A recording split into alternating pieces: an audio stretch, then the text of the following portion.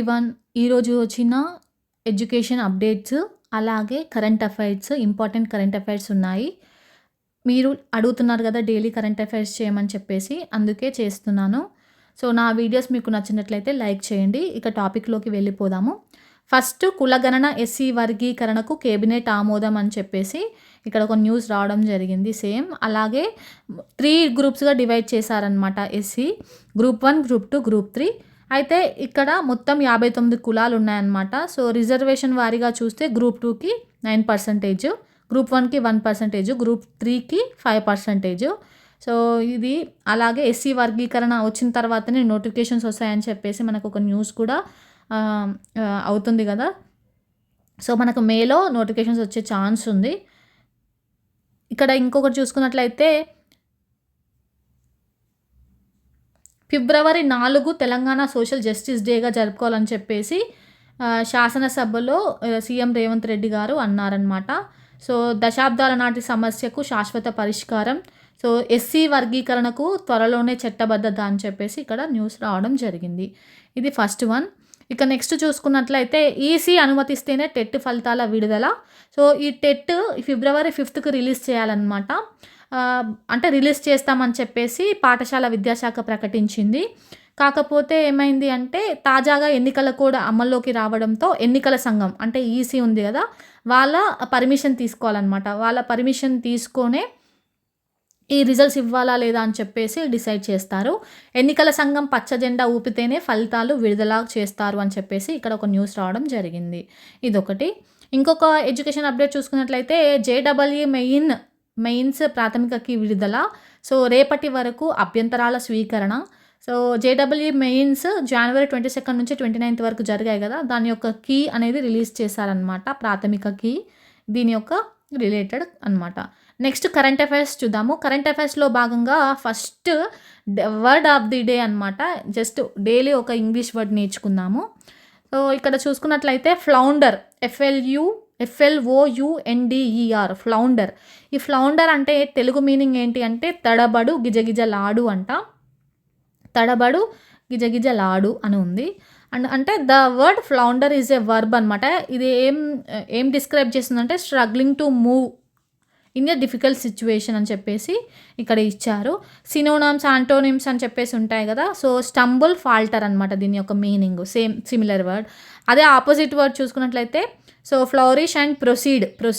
ఇది మీరు చూసుకోవాలి డైలీ జస్ట్ ఒక వర్డ్ లాగా అంతే. ఇది ఫస్ట్. ఇక కరెంట్ అఫైర్స్లోకి వెళ్ళిపోదాము. రీసెంట్ కరెంట్ అఫైర్స్లో భాగంగా సో 67వ గ్రామీ అవార్డుల వేడుకలో భారత సంతతికి చెందిన ఎవరు అంటే చంద్రికా టాండన్ ఈమె సింగర్ అనమాట.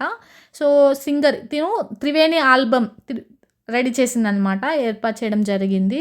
ఎప్పుడు అంటే విడుదల చేశారు. ఎప్పుడు అంటే 2024 ఆగస్టు 30కి. అయితే ఈ 2025 ఫిబ్రవరి 3న లాస్ ఏంజల్స్లో ఒక వేడుక జరిగిందనమాట, గ్రామీ అవార్డుల వేడుక. సో 67వది అనమాట. ఇది మోస్ట్ ఇంపార్టెంట్.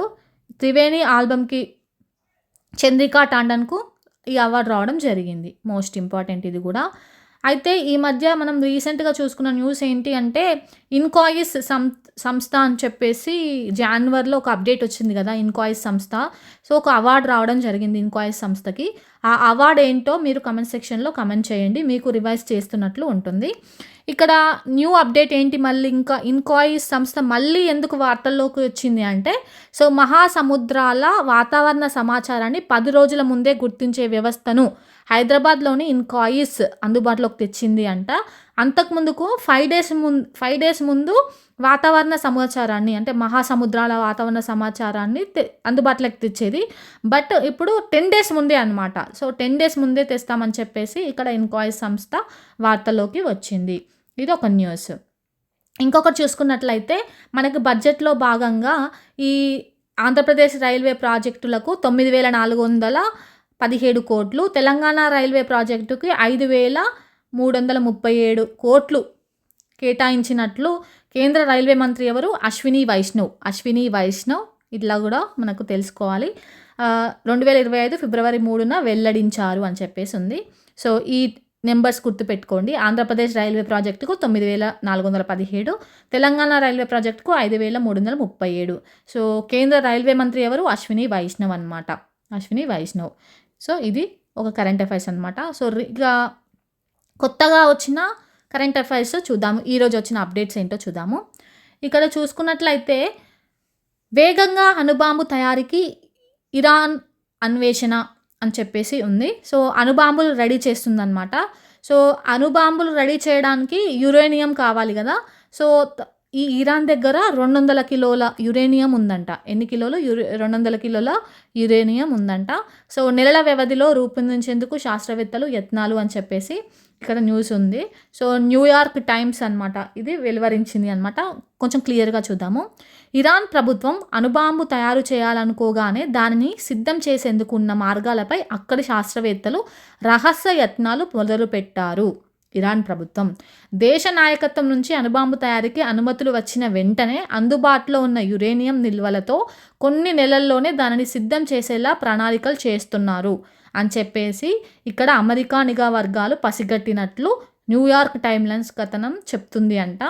యాక్చువల్గా మనకు అణుబాంబు రెడీ చేయాలి అంటే 42 కిలోలు 90% శుద్ధి చేసిన యురేనియం ఉంటే సరిపోతుంది.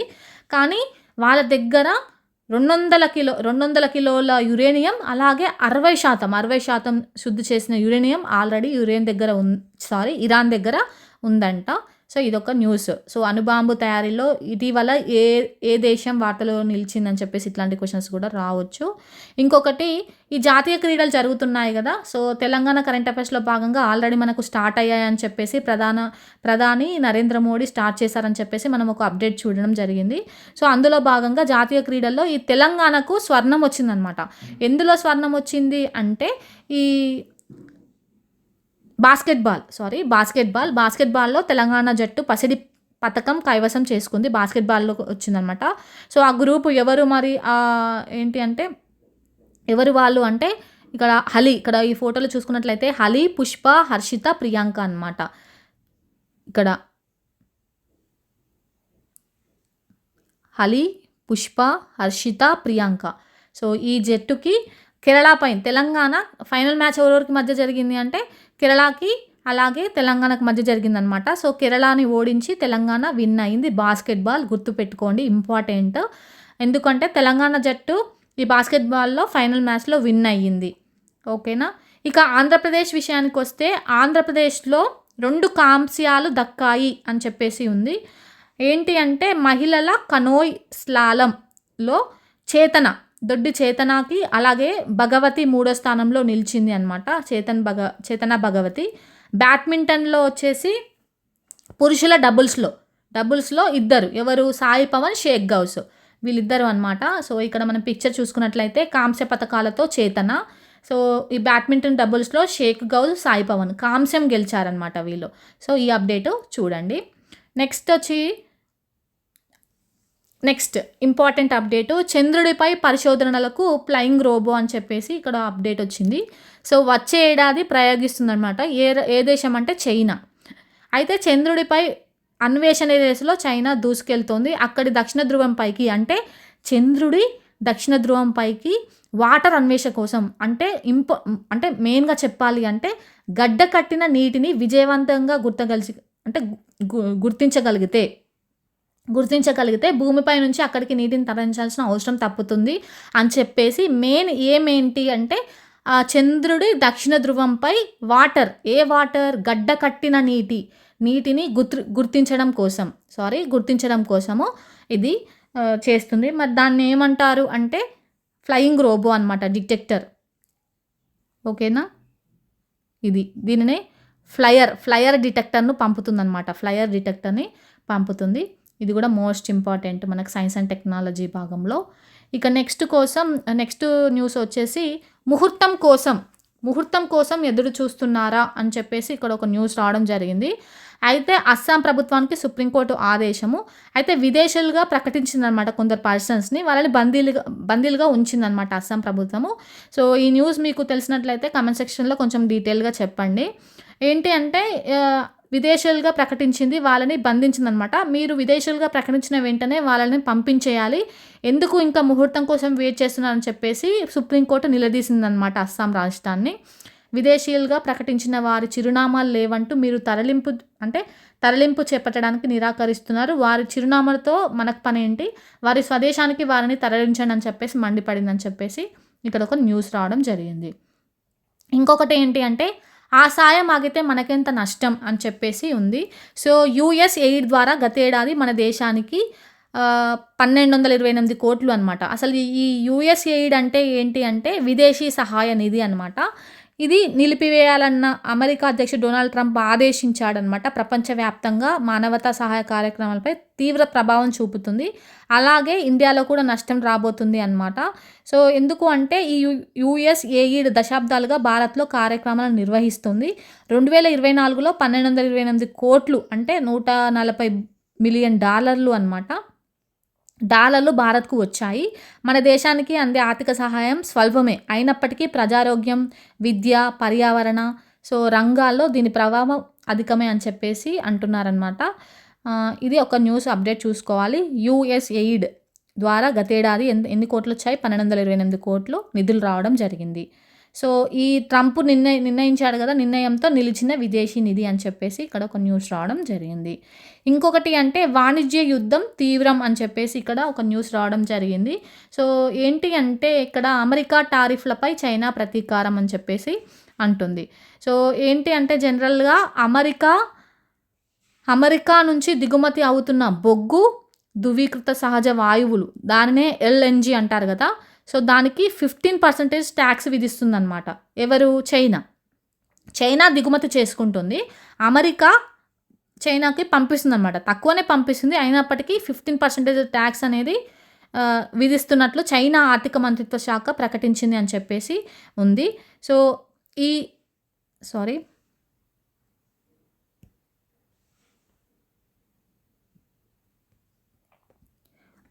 అయితే ఇక్కడ ఏంటి అంటే ఈ ఎల్ఎన్జి ఉంది కదా, ప్రపంచంలోనే అతిపెద్ద దిగుమతిదారుడు ఎవరు? చైనా అనమాట.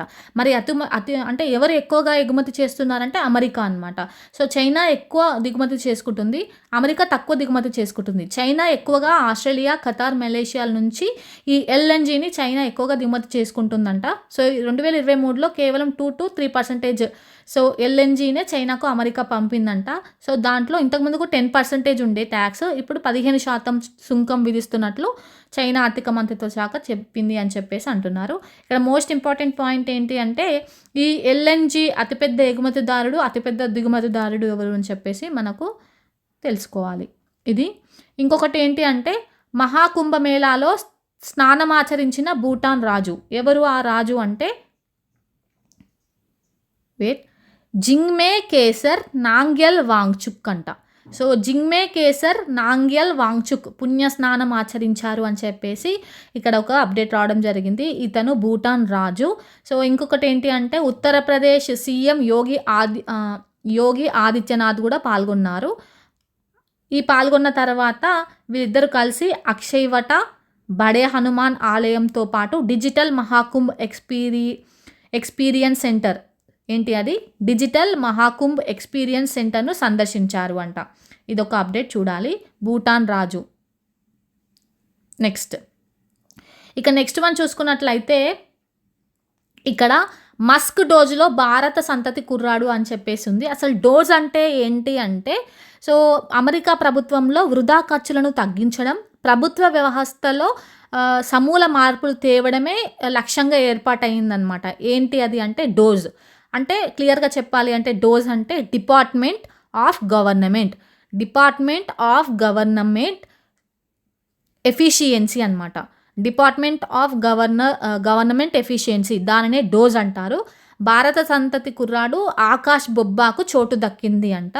సో ప్రపంచ కుబేరుడు ఎవరు? Elon Musk. ఈ ఎలన్ మస్క్ ఆధ్వర్యంలో పనిచేస్తారనమాట ఈ డోజ్ విభాగం. సో ఇందులో ఇంజనీర్లు అంటే 6 మెంబర్స్ని తీసుకుంటారంట, యువ ఇంజనీర్లని. సో అందులో భాగంగా ఈ ఆకాష్ బొబ్బాకు ప్లేస్ దక్కింది అనమాట. ఇది కూడా మోస్ట్ ఇంపార్టెంట్. ఇవన్నీ కరెంట్ అఫైర్స్ అనమాట. సో నా వీడియోస్ మీకు నచ్చినట్లయితే ప్లీజ్ లైక్ చేయండి వీడియోని. అలాగే ఇంకేమైనా ఈ కరెంట్ అఫైర్స్లో మిస్ అయినట్లయితే కమెంట్ సెక్షన్లో చెప్పండి. అలాగే డిసెంబర్ కరెంట్ అఫైర్స్ కూడా ఉన్నాయి ఇక్కడ కొన్ని, అవేంటో చూద్దాము జస్ట్ రౌండప్ కోసము. ఇక్కడ చూసుకున్నట్లయితే 2024 డిసెంబర్ 4 నుంచి 6 వరకు వరల్డ్ మారిటైమ్స్ కాన్ఫరెన్స్ జరిగిందనమాట. ఈ వరల్డ్ మారిటైమ్ టెక్నాలజీ కాంగ్రెస్ ఆధ్వర్యంలో ఈ సదస్సును ఎవ్రీ 3 ఇయర్స్కి ఒకసారి నిర్వహిస్తారంట. సో 2024 డిసెంబర్ 4 నుంచి 6 వరకు జరిగింది. అది ఎక్కడ జరిగింది అంటే చెన్నైలో జరిగింది. ఏంటది అంటే వరల్డ్ మారిటైమ్స్ కాన్ఫరెన్స్, ఇదొకటి. నెక్స్ట్ ఇంకొకటి చూసుకున్నట్లయితే మొక్కల ఆరోగ్య నిర్వహణను ప్రోత్సహించడం ద్వారా ఉద్యానవన ఉత్పాదకతను పెంచడానికి భారతదేశం ఆసియా అభివృద్ధి బ్యాంక్ నుంచి ఒక రుణం తీసుకుందనమాట, అప్పు తీసుకుంది. ఏడీబీ బ్యాంక్ అంటారు దాన్ని. ఎంత అప్పు అంటే $98 మిలియన్ కోసం అనమాట. ఎందుకు అప్పు తీసుకుంది అంటే మొక్కల ఆరోగ్య నిర్వహణను ప్రోత్సహించడం ద్వారా ఉద్యానవన ఉత్పాదకతను పెంచడానికి తీసుకుంది. ఇంకొకటి ఏంటి అంటే ఏ రాష్ట్రానికి చెందిన ప్రముఖ హస్తకళ గచ్చోలా అంట. గచ్చోలాకు ఇటీవల కేంద్ర ప్రభుత్వం భౌగోళిక గుర్తింపు ట్యాగ్ను ఇచ్చింది అని చెప్పేసి అంటున్నారు. GI ట్యాగ్ అంటారు కదా. సో ఏ రాష్ట్రానికి చెందిన ప్రముఖ హస్తకళ గచ్చోలా అంటే గుజరాత్. గచ్చోలా గుజరాత్, నేమ్లోనే ఉంది గాగా, అలా గుర్తుపెట్టుకోండి. గచ్చోలా గుజరాత్. నెక్స్ట్ వచ్చేసి